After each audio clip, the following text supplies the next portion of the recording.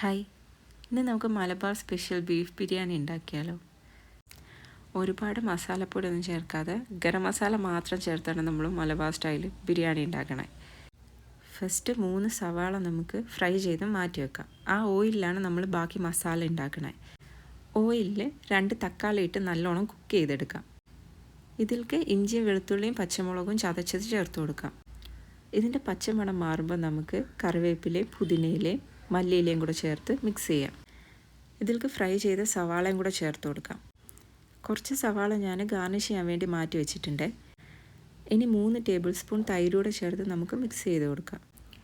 ഞാൻ 1/2 കിലോ ബീഫാണ് എടുത്തേക്കണേ. നമുക്ക് അതുകൂടെ ചേർത്ത് കൊടുക്കാം. എന്നിട്ട് 1 ഗ്ലാസ് വെള്ളവും കൂടെ ഒഴിച്ച് കുക്കർ ക്ലോസ് ചെയ്ത് 7 വിസിൽ വരുന്നവരെ വെയിറ്റ് ചെയ്യാം.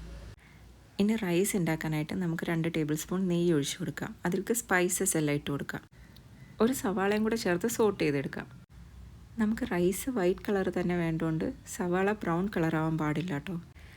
ഞാൻ ജീരകശാല റൈസ് എടുത്തേക്കണേ. അതിന് 1 ഗ്ലാസ് അരിക്ക് 2 ഗ്ലാസ് വെള്ളമാണ് മെഷർമെൻറ്റ്. ഞാൻ 2 ഗ്ലാസ് അരി എടുത്തേക്കണേ. അതിൻ്റെ 4 ഗ്ലാസ് വെള്ളം ഒഴിച്ചു കൊടുത്തിട്ട് നല്ലോണം ചൂടാകുമ്പോൾ കുറച്ച് ഉപ്പും കൂടി ഇട്ട് കൊടുക്കാം. ഇതിലേക്ക് വെള്ളം എല്ലാം ഡ്രെയിൻ ചെയ്ത് അരിയും കൂടി ഇട്ട് 10 മിനിറ്റ് അടച്ചു വെച്ച് വേവിച്ചെടുക്കാം. ഇനി ദം ചെയ്യാനായിട്ട് നമുക്ക് ഫസ്റ്റ് ലെയർ മസാല വെച്ച് കൊടുക്കാം. അതിൻ്റെ മേളിൽ റൈസ് ഇട്ട് കൊടുക്കാം. ഇതിൻ്റെ മേലെ നമുക്ക് ഫ്രൈ ചെയ്ത ഓണിയനും കുറച്ച് ഗരം മസാലയും കൂടെ സ്പ്രിങ്കിൾ ചെയ്ത് കൊടുക്കാം. ഇതിൻ്റെ മേളിൽ അടുത്ത ലെയർ കൂടെ സെറ്റ് ചെയ്തെടുക്കാം.